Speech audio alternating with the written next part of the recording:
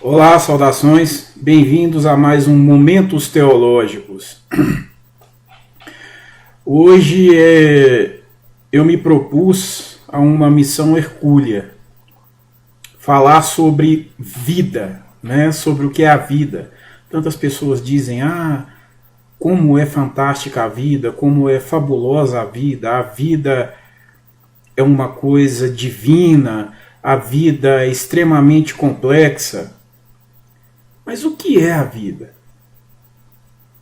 Vamos falar sobre isso hoje um pouco, mas nós vamos ter que ser extremamente resumidos, como sempre eu digo, porque nós vamos tentar olhar de diversos pontos de vista, né, sobre o que é vida. Biologicamente, a vida ela acaba se resumindo em DNA. Não é verdade? Adenina, timina, citosina e guanina, né? No caso do DNA. No caso do RNA, substitui-se a timina por uracila. Bem, isso é considerado vida. Então nós temos organismos eucariotas e procariotas. Os procariotas não possuem núcleo celular, são organismos menos complexos e o DNA fica ali solto no citoplasma, né? Então são organismos unicelulares, mas que são considerados como vida. Bem, eles possuem consciência? O que é consciência? Eles têm funções específicas, estes seres, né? Já que possuem vida. Eles conseguem cumprir com as suas atribuições. Em alguns casos, dentro do que é chamado evolucionismo, eles deixam determinada função, eles melhoram essa função, eles se aproveitam de determinada coisa para evoluir. O que seria evoluir? Sofrer alterações que melhoram as condições existenciais. Seria resumidamente isso.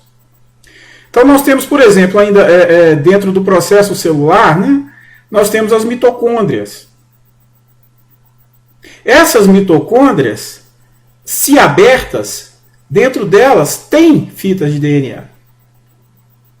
Então, é estudado, ainda é pesquisado se são organismos que eram procariotas e resolveram fazer parte da célula como elemento dela. E deixam de ser, então, seres e se tornam parte de um ser. Né? Vamos... aí já no caso, eucariota, dentro de uma célula animal. Bom, então, aonde está a vida aí? No DNA. O DNA é o responsável pelas características do ser, pelas características que serão transmitidas por gerações. Mas aonde fica, então, a consciência? As plantas também possuem células. Então elas também possuem vida. Mas o que é a vida? O que é a química orgânica? Como ela surgiu?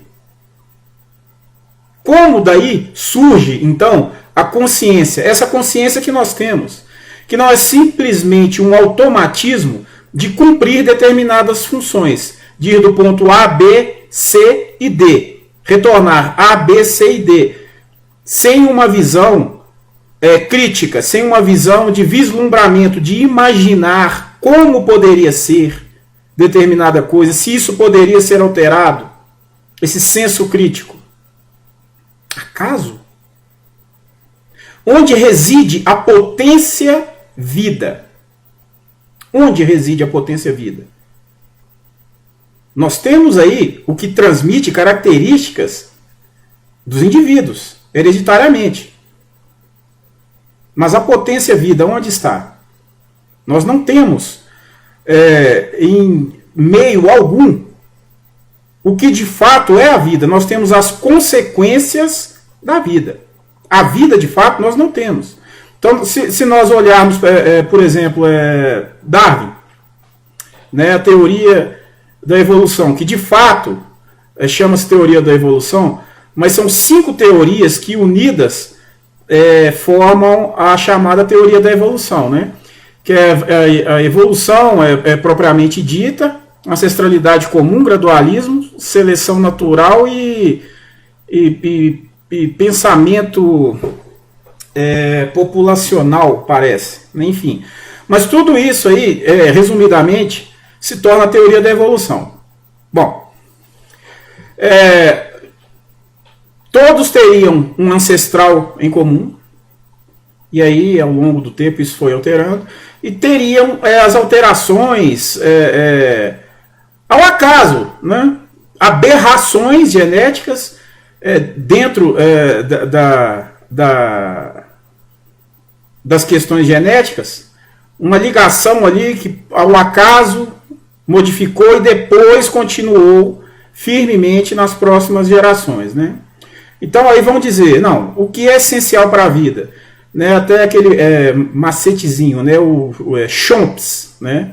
Carbono, hidrogênio, oxigênio, nitrogênio, fósforo e enxofre. Aí nós temos os outros 5 elementos.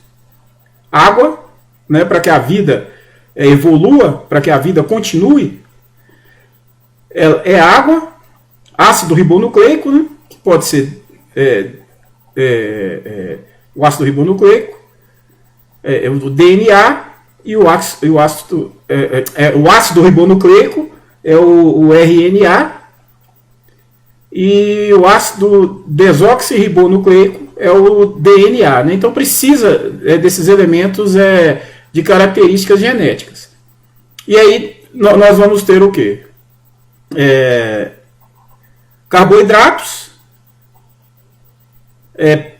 proteínas, né, para os aminoácidos. No caso, nós temos 20, e desses 20, não me lembro se são 8 ou 9, são os essenciais que nós não conseguimos produzir e nós temos que nos alimentar para quebrarmos essas proteínas e conseguirmos esses alimentos. Né?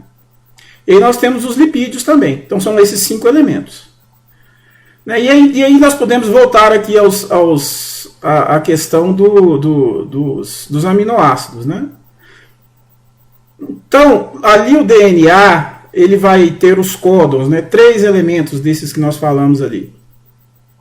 E aí, unidos de 3 em 3, eles vão formar determinados aminoácidos e substâncias que são essenciais para a manutenção da vida. Né? E nós temos um metabolismo, criando esses elementos dentro do processo celular. E o catabolismo é a perda destes elementos, né? Então, às vezes a pessoa fala, vou entrar em catabolismo, vou perder massa muscular, né? Mas, na verdade, é um pouco diferente disso, mas tudo bem. Aí nós continuamos com a mesma pergunta, mas aonde está a potência vida? É um acaso isso tudo? Toda essa complexidade biológica é um acaso? Que a cada dia que a biologia vai evoluindo, né, com microscópios e tal,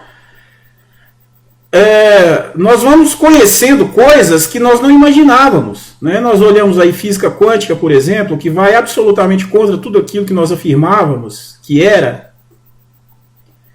E aí nós dizemos, onde está a potência vida? Em lugar nenhum aí. Nós temos as consequências dessa potência. Há uma alteração genética, uma evolução? Sim, de fato há. Isso é inegável. Agora, nós temos um ancestral em comum? Um único ancestral comum? A origem da vida é um acaso, uma sopa primordial? Hoje nós temos a teoria da panspermia, que demonstra que possivelmente as vidas, os primeiros organismos, talvez até vírus, né, que são organismos extremamente simples, com material genético, ou RNA ou DNA, mas de características extremófilas, né, que suportam climas, temperaturas, condições que são diversas aquelas que nós até então conhecíamos, e pode então ter vindo do espaço, e aqui essa vida ter evoluído. Mas olha que complexo isso. Se a vida então vem do espaço, então nós podemos perceber que em outros planetas também podem haver vidas tão ou mais evoluídas do que nós. A diversidade de vida pode ser muito maior do que nós imaginamos. As formas de vida, as formas de fazer uso da potência vida. Agora eu repito, o que é a potência vida? O que é essa força motriz? A vida é a consciência? Não, se a vida for consciência, as plantas têm consciência, os seres procariotas têm consciência, talvez até a própria fita de DNA tenha consciência. Então, como fica isso? E o que é a consciência? A consciência é só automação de função? A, B, C, volta. A, B, C? Não, a consciência ela é a capacidade de vislumbrar, de ter imagens mentais e de lidar com o espaço e o tempo. De nos imaginarmos em situações, de imaginarmos situações, de transferirmos isso ao mundo real através de nossas ações. De criarmos, de criticarmos. Isso é consciência, baseada no saber, na formação e em elementos atávicos. Então, aonde está a potência vida que nos leva a isso? É um mero acaso estarmos aqui? Então, aí, depois nós vamos em questões criacionistas religiosas, né? Fundamentalistas. Vamos colocar no cristianismo. O que é a vida? A vida é o sopro divino. Poxa, Deus criou o mundo do jeito que ele é. E assim ele continuará sendo até o final dos tempos. E a potência vida, o que é? O que é essa potência vida? É muito mais simples, né? Dizer, não, é o sopro divino. Deus é eterno, Deus é onipotente, onisciente, onipresente. E ao mesmo tempo ele não é de características que podemos vislumbrar, por ser muito além do que conhecemos. Então pronto, é uma aceitação simples, como somos hedonistas por natureza. Poxa, nós temos uma explicação, para que eu vou ficar quebrando a cabeça com isso? Vou simplesmente existir. Vou fazer uma coisa que me proporciona prazer, que é muito mais interessante do que questionar questões existenciais. Então nós temos o criacionismo também em diversas formas, né? Às vezes as pessoas dizem, criacionismo e evolucionismo. Não, o evolucionismo ele tem diversas vertentes, né? Inclusive a própria teoria de Darwin, ela já não é mais tão simplória, ela foi sendo reformulada ao longo dos anos e obviamente que dentro do que ele disse, hoje nós sabemos que isso não é possível. Né? Se é o acaso, se é um único indivíduo que tem esse acaso, fica difícil toda a espécie se beneficiar dessa evolução. Então, quando dizemos que o meio faz com que o indivíduo se altere, que o indivíduo se adapta ao meio, automaticamente nós eliminamos o acaso. E se diversos indivíduos têm a mesma alteração genética dentro de um processo extremamente complexo, ao mesmo tempo, dentro das mesmas condições, fica difícil crer em um acaso. Não dá para crer em um acaso assim. Uma espécie, vamos aqui usar números, uma espécie que tenha 10 mil indivíduos, desses 10 mil indivíduos, 3 mil indivíduos tiveram a mesma alteração genética benéfica ao meio em que eles estão, provocados pelo próprio meio. É muito acaso para qualquer mente mediana. Um único indivíduo teve essa alteração genética, se for um animal herbívoro, que fica até mais difícil de sobreviver, né? Um animal herbívoro. Um carnívoro poderia, né, dizer, não teve 1, 2 ou 3 que tiveram a mesma alteração em um processo extremamente complexo de ligação de elementos, né, na formação genética, e simplesmente evoluiu ao acaso. Não são os mais fortes, são aqueles que estão melhor adequados ao meio. Bem, se há uma pré-programação para isso, de alguma forma, é mais aceitável do que um acaso de diversos indivíduos de uma espécie acontecendo ao mesmo tempo. Porque só com um, qualquer pessoa vai perceber que não é viável. Não é uma ideia viável. É tão inviável quanto crer que há um sopro divino que cria os seres como eles são. É tão inviável quanto. É uma questão de fé, de fato. Quase um fideísmo. E aí nós temos, então, essa ideia do criacionismo ser somente religiosa, mas não. O criacionismo ele vai além. Nós temos o criacionismo científico, né? Então, por exemplo, temos o criacionismo bíblico, o criacionismo religioso, aquele criacionismo de comparação religiosa, enfim, tem diversas vertentes, né? Então, se nós formos olhar textos bíblicos como de diversas outras religiões, nós vamos encontrar elementos muito semelhantes. Muitos textos antigos falam, por exemplo, sobre dilúvio, né? Sobre uma catástrofe. Bom, hoje nós sabemos que um tsunami, por exemplo, pode provocar isso. Em condições geológicas distintas, isso era bem possível, dilúvios, né? Nós podemos encontrar seres congelados imediatamente, de forma extremamente abrupta, até com alimento na boca, como descobriram alguns mamutes. Isso pode ser uma coisa de um fenômeno natural? Sim, pode ser. A questão colocada aqui é que isso existe no mundo inteiro, né? Demonstrando, então, que os textos possuem, esses textos que hoje são religiosos, mas que antes eram o que nós chamamos hoje de ciência, que era a transmissão de sabedoria, do saber, do conhecimento. Então nós temos isso no mundo inteiro. E se fizermos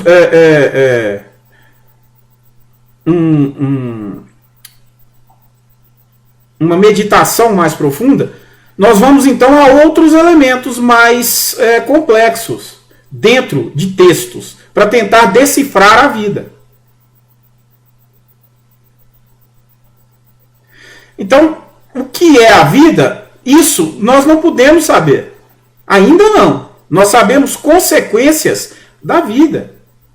E isso é fundamental, tentarmos definir vida. Se, por exemplo, não houvesse uma definição de vida na medicina, ficaria difícil, né, de dizer, o indivíduo não suportou, ele veio a falecer, né? Então, cérebro não funciona, coração não funciona. Vai para o meio jurídico e diz, vida enquanto o indivíduo respira. Aí depois vai ver que não, peraí, é um pouco mais complexo, né? Porque se o indivíduo não respira, não há vida. Se ele mergulhar e for morto, quem matou não pode responder por isso, né? Afinal de contas, ele estava sem respirar debaixo d'água, ele estava mergulhando. Então, ao longo da nossa história, na nossa sociedade, nós buscamos explicações para o que é vida, mas de fato o que nós encontramos são explicações essenciais a determinados setores existenciais que são utilizados as consequências da vida, para atendimento daquelas questões ali técnicas, sociais, que são fundamentais para o nosso existir em sociedade. Agora, a potência vida, de fato, ninguém sabe o que ela é. O que é a consciência? Então, se nós formos aqui analisar que um organismo procariota é vivo, que uma planta é viva, ou nós entendemos que eles têm a mesma consciência que nós, ou entendemos que eles têm uma consciência, um tipo de consciência, isso é, se um organismo procariota ele tem consciência, ele tem que ter algo semelhante ao nosso cérebro, né? Ao nosso sistema nervoso central, enfim, alguma coisa assim, ele deveria ter. E por que conosco então é diferente? Será que então essa consciência nossa reside no DNA, ao invés de residir no nosso sistema nervoso central, no nosso cérebro? Será que ali não é só uma questão de funcionamento corporal? Então vejam como é que a coisa vai acabar ficando tão complicada que vai ir contra ao que já é afirmado.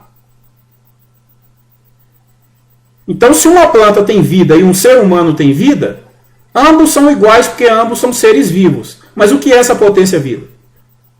DNA, RNA? Isso seria vida? Então nós podemos perceber que é uma coisa extremamente complexa. E hoje nós temos o criacionismo científico, que é aquele criacionismo que não está defendendo que Deus criou, não é religioso. Ele apenas diz, é muita coincidência, é muito acaso para aceitarmos assim. E nós temos que ampliar os nossos horizontes. Se nós imaginamos que a vida pode ter vindo do espaço, nós temos que imaginar que se nós desenvolvemos aqui, mesmo ao acaso, que a nossa evolução é mesmo ao acaso, a mesma coisa pode ter acontecido em diversos pontos do universo. Próximos a nós ou não, com formas de vida distintas. Então nós olhamos o extremófilo, ele tem uma resistência de vida muito distinta à nossa. Vivem em temperaturas extremamente baixas, extremamente altas, ficam inertes por tempo, talvez centenas até milhares de anos, que poderiam ser considerados mortos. Mas de repente, quando eles atingem uma condição favorável, eles voltam a existir. Então, o que é essa potência que faz isso? O que é a vida? O que é a vida? Nós não sabemos o que é a vida. Nós não imaginamos o que é a vida. É deste ponto que se torna extremamente difícil dizermos que há um Criador com determinadas características que criou a vida. Nós não sabemos o que é a vida. Nós não sabemos a origem da vida. E queremos afirmar que há um Criador da vida. Há o que chamamos de Deus, é um elemento de fé, é um elemento de possibilidade e até de probabilidade, se ampliarmos as nossas visões. Ele é interveniente, aí é uma outra questão. Né? Ele é interveniente, ele permite que coisas ruins aconteçam, ele é bom, e ao mesmo tempo que ele é bom, ele quer que as pessoas implorem coisas que ele, na sua onisciência, sabe que as pessoas necessitam. Na sua onipotência, ele permite que as pessoas sofram mal. Na sua onipresença, ele assiste sadicamente as pessoas sofrendo males. Como pai, ele sabe que o filho precisa das coisas porque ele é onipresente e ele é onisciente. E mesmo assim o filho ele tem que suplicar pelo que quer. Então logo nós como seres humanos somos melhores do que este Deus idealizado. Porque se nós seres humanos vemos um filho na necessidade, nós tiramos o que temos de nós e doamos aos nossos filhos. Então somos muito mais divinos do que este Deus criado, onipotente, onipresente, onisciente. Se lermos, por exemplo, Jó, né, até tem a paciência de Jó, um excelente santo, porém que tudo perdeu. Por quê? Porque Deus tem os seus próprios critérios. Daí vem a graça. Né? E depois, por isso nós dizemos, ganhei, foi de graça. Porque a graça, ela não necessita de critérios. Ela vem gratuitamente, sem que aquele que receba tenha feito coisa alguma para receber. Isso é graça. E se Deus age por graça, ele não atende orações. Por que atenderia? Se ele age por graça, por critérios pessoais. E se ele fosse misericordioso, ele não deixaria as pessoas sofrendo enquanto oram, suplicando uma coisa que sabem que não vão receber pela oração, porque Deus atende pela graça. E não pela troca de oração. Deus não faz escambo com a oração. Então vejam como é dicotômico essa ideia desse Deus. No entanto, se nós imaginarmos simplesmente em um ponto de origem, né, vamos colocar aí, como dizem hoje, o Big Bang, é até onde consegue alcance, mas certamente há algo muito além. Essa criação desse ponto seria, de fato, Deus? Certamente que não. Seria mais uma criação deste ser eterno, como chamado nos textos antigos. Deus é chamado de o eterno, porque ele está além do tempo. Então, se me fosse perguntado, qual a maior bênção? Eu diria a maior e a única bênção que Deus nos deu, para o entendimento comum, né? Chamar de Deus, que nos deu, enfim, não nesses termos, mas para simplificar, seria a nossa inteligência, a nossa capacidade, a nossa consciência, o nosso discernimento. Com isso, nós somos abençoados a resolvermos todos os nossos problemas. Jesus, no capítulo 6, ensina que quando queremos orar, devemos ficar a sós, nos trancar no quarto, em algum lugar, em secreto, e orarmos em silêncio. Orar é falar. Falar consigo é orar. Já que temos a bênção divina da autorresolução e da resolução. Falar consigo é falar com a maior bênção que Deus nos deu, com a inteligência. Isso é falar com Deus. E quem sabe, de alguma forma, acessarmos uma energia que potencializa essa nossa divindade.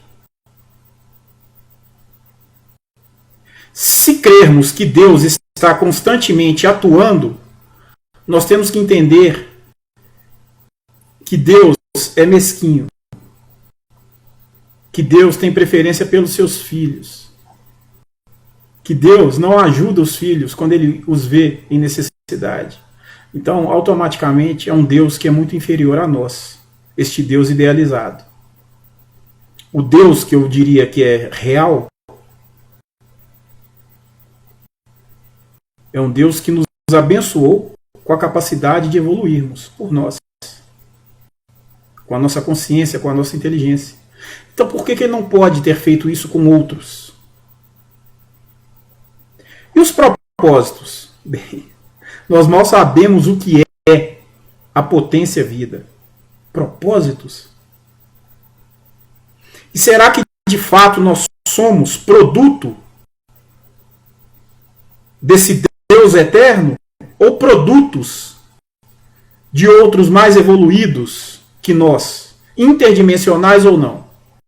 Então veja como nós temos que, para muitos isso é um devaneio, mas se nós imaginamos que há panspermia, que organismos unicelulares possam ter vindo e gerado a evolução em nosso planeta, por que isso não pode ter acontecido em outros planetas mais antigos do que o nosso, e que esses seres não possam ter interferido de alguma forma naqueles seres que estavam aqui evoluindo, ou até colocado esses seres, talvez nós sejamos produto deles. Existem, inclusive, teorias a respeito disso, né, de criacionismo alienígena. Então, nós temos que abrir bem mais a nossa mente para tentarmos vislumbrar, porque nós não temos essa imagem mental do que é vida, do que é a potência vida. Nós temos imagens de consequências da vida. Se nós formos, como eu já disse aqui anteriormente, fazermos comparações de seres vivos, nós vamos ver que somos absolutamente distintos, né? Então a pessoa diz, eu não como carne porque comer carne é ingerir vida. Mas a planta também é uma vida. Então ela ingere vida da mesma forma. Ela não ingere um animal, mas ela ingere um vegetal. E se a argumentação é eu não quero ingerir vida, ela é falha, porque a vida será ingerida. Agora, o que é a vida? DNA? Será que a vida se resume em DNA? Em acaso? Então, aí nós podemos entrar até em outra questão, a questão da alma, a questão da continuidade do ser. Se a vida biológica é DNA, é suficiente para sermos automatizados, a alma é potencializadora disso. Né? Vamos imaginar assim. Então o eu verdadeiro, esse eu metafísico, a alma, ela tem continuidade. Digamos que ela vá ter essa continuidade. Então a nossa vida, nós, seres humanos, somos alma ou somos biologia? Fica essa questão. A nossa vida, de fato, é biologia ou é alma? A nossa vida humana, ela é o quê? DNA ou potência metafísica? Aqui, essa nossa existência, essa nossa vida, é um conjunto de atuação entre a alma e a biologia? Ou é uma atuação da alma na biologia? E a alma saindo, eu estou dizendo alma para dizer sobre essa potência, esse eu, que é muito mais fácil de falar de alma, que é um termo que todos conhecem. E essa alma tem continuidade como? Para onde ela vai? Ela vai? E quando ela vem, ela já havia ou ela passou a resistir? Nós não sabemos coisa alguma sobre vida. Nós não podemos afirmar sobre o que é vida. E é por isso que nós não podemos acatar mitologias sobre a vida de forma literal. Jamais. Nós temos que entender o contexto da realidade daqueles que escreveram estes textos. Talvez tentando nos dizer algo além do que poderiam vislumbrar na sua época.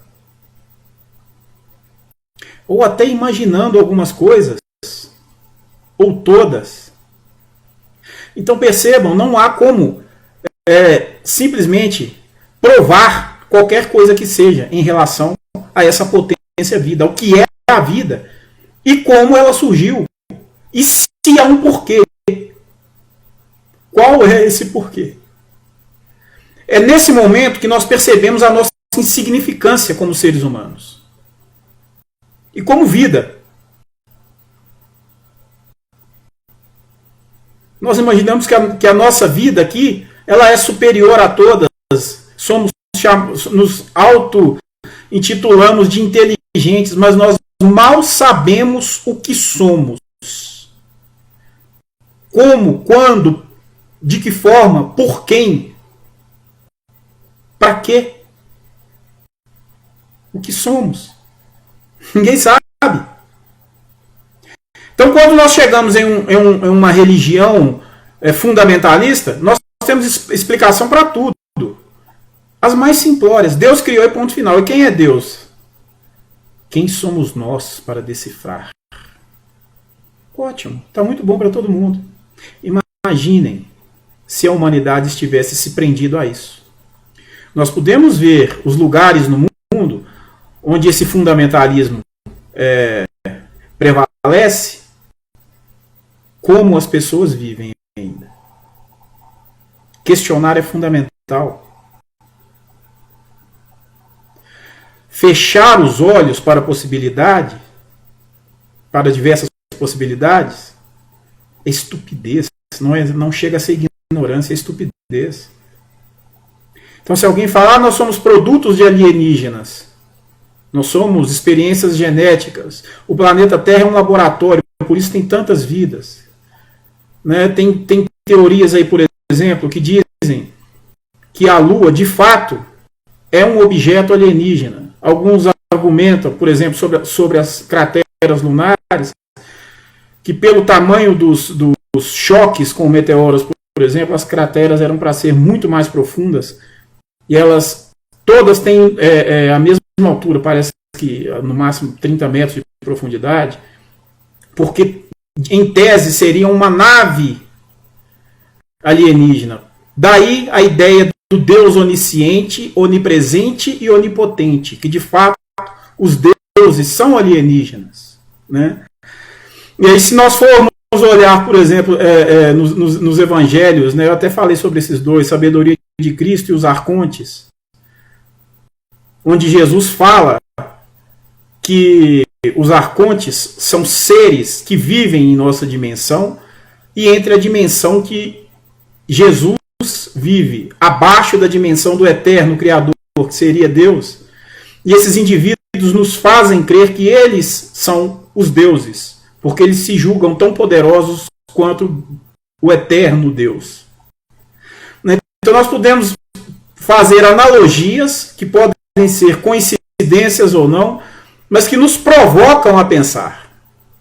O grande erro em tudo isso é afirmar qualquer uma dessas teorias como sendo real. Hoje em dia, buscar a sabedoria é buscar a relatividade.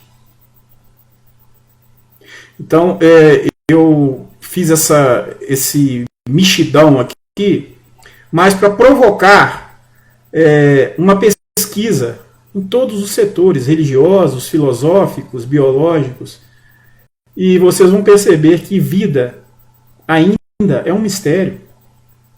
Nós temos que entrar em uma questão deontológica, ontológica, na verdade.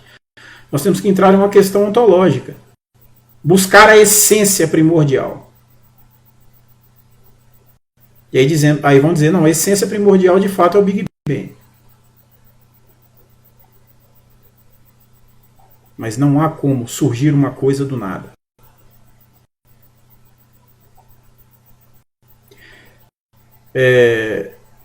Espero ter feito as provocações aqui de forma devida, e convido a todos que façam pesquisas mais aprofundadas, principalmente sobre o que é criacionismo, né? E que afastem essa ideia de fundamentalismo bíblico, de que criacionismo são aquelas pessoas que vão atrás do criacionismo bíblico, que fazem uma leitura literal da Bíblia, que são pessoas que fazem afirmações, não são. Esse aí é um criacionismo arcaico que o próprio criacionismo científico contesta. Né? Então nós podemos usar textos e devemos usar textos antigos, porque os textos bíblicos são textos antigos, não são textos religiosos.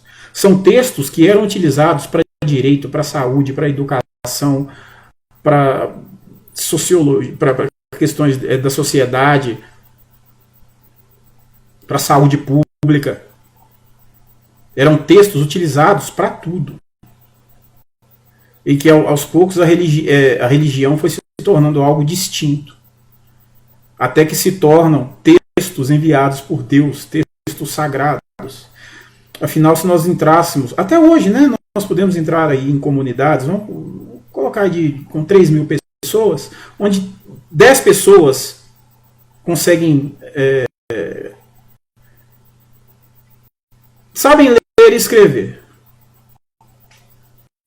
Essas pessoas se tornam referência para as outras. E isso vai continuar pelas gerações. Assim acontece com os textos religiosos, não só bíblicos, mas todos os textos. Então nós temos que enxergar estes textos como textos antigos, não como textos divinos, né? Nós temos que ter um pouco mais de abertura. É muito mais doloroso, eu sei, negar. Não negar, mas compreender que as afirmações simplórias são simplórias demais. Nós estamos muito longe ainda de sabermos o que é vida, essa potência vida. E o que somos como vida. Se essa nossa diferença dentre as vidas que conhecemos não seria porque possuímos uma energia motriz, um eu, uma alma. E os outros indivíduos só uma potência considerada alma, por alguns e por outros não. E que ao mesmo tempo nós podemos perceber que muitos animais têm uma capacidade de raciocínio, sim. Porque eles percebem o que é perigoso, o que não é perigoso. Nós olhamos um cão doméstico, se ele chega, ele puxa uma roupa. Quando nós chegamos em casa, ele corre para o canto, encolhe e fica com aquela cara de que sabe que fez coisa errada. Então ele tem um vislumbramento, sim, crítico. Então o cão também possui alma? Essa alma é algo que evolui? Essa energia surge no momento em que o ser biológico surge também? Ou ela vem depois? Existem categorias para isso? Alguém está brincando de criar? É muito complexo. Não é simples explicar o que é vida. A biologia não explica. As religiões não explicam, a filosofia não explica, ninguém explica. Nós apenas sentimos a vida. E o convite, novamente, que eu digo que eu faço, é que haja um aprofundamento nessa questão, que vocês que estão assistindo, que se interessaram pelo tema, busquem e tentem decifrar o que é vida. Percebam todas as formas de afirmação. E percebam que todas são questionáveis. Ok? Grande abraço e estejam em paz.